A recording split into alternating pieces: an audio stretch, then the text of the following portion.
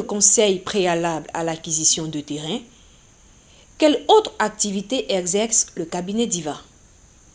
J'ai dit tout à l'heure que nous exercions beaucoup d'activités et que c'est les plus importantes que je vais vous présenter.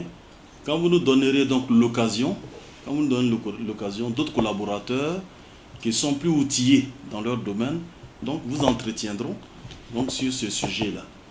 Alors, en dehors du conseil préalable, nous faisons aussi du conseil préalable à la conclusion des conventions foncières. Vous savez, madame, l'essentiel aussi des litiges fonciers naît des conclusions, des contrats fonciers. Et beaucoup de contrats sont conclus dans le foncier. En dehors des contrats de cession, il y a les contrats des conventions de lotissement, il y a des conventions de bornage, il y a des conventions même de financement de lotissement, il y a des conventions même d'application de plans de lotissement. Bref, il y a beaucoup de types de conventions. Mais vous voyez, quand nous étions encore au ministère de la Construction, beaucoup de conventions, n'est-ce pas, beaucoup de décisions de justice, n'est-ce pas, nous étaient transmises qui annulaient des conventions ou à travers lesquelles des conventions ne pouvaient pas être exécutées. Tout simplement pourquoi? Parce que dans ces conventions-là, il n'y avait pas les clauses que nous appelons dans le domaine du foncier les clauses protectrices. Avant d'aller conclure un contrat avec un détenteur de droits coutumiers, avant d'aller conclure un contrat, en tout cas avec n'importe quelle personne qui intervient dans le foncier urbain, nous proposons des clauses à notre client qu'il va soumettre, n'est-ce pas, à son notaire, afin que le notaire puisse, après analyse, prendre cette clause-là en compte dans son contrat, parce que nous savons que cette clause-là pourrait le sauver un jour.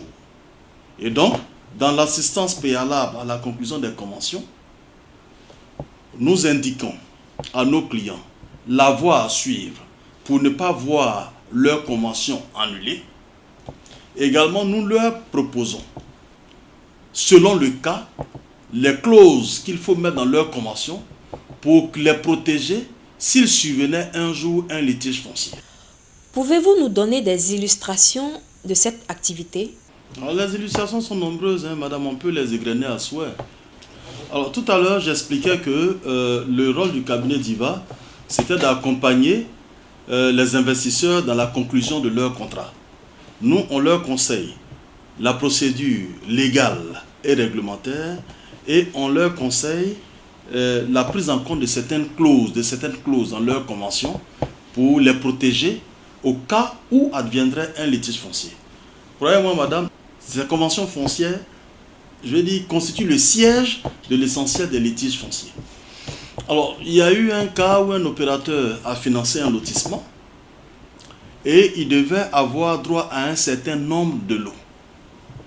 Et après l'approbation du plan de lotissement, un guide a été déposé au ministère de la Construction et cet opérateur n'a pas pu avoir ce lot. Vous savez pourquoi? Parce que tout simplement, tous les numéros de lots avaient changé. Si cet opérateur avait eu recours à nous dans le cadre de la conclusion de sa convention, on aurait pris des dispositions pour que, quelle que soit la situation qui se présente, il puisse avoir accès à ces terrains. Donc, dans les conventions, l'expérience nous a appris qu'il y a des dispositions, des clauses qu'il faut glisser dans les conventions pour prévoir les litiges fonciers. Et croyez-moi, madame, en 13 ans d'expérience à la direction des affaires juridiques, mon équipe et moi, nous connaissons l'essentiel, pour ne pas dire la quasi-totalité, des causes des litiges fonciers qui naissent à partir des conventions. Donc nous conseillons à nos clients de mettre certaines clauses dans leur convention, chacun selon son cas, chacun selon sa situation, pour éviter qu'un jour, s'il y a un litige qui venait, n'est-ce pas, le client puisse se voir spolier. Donc voici un peu ce que je peux dire.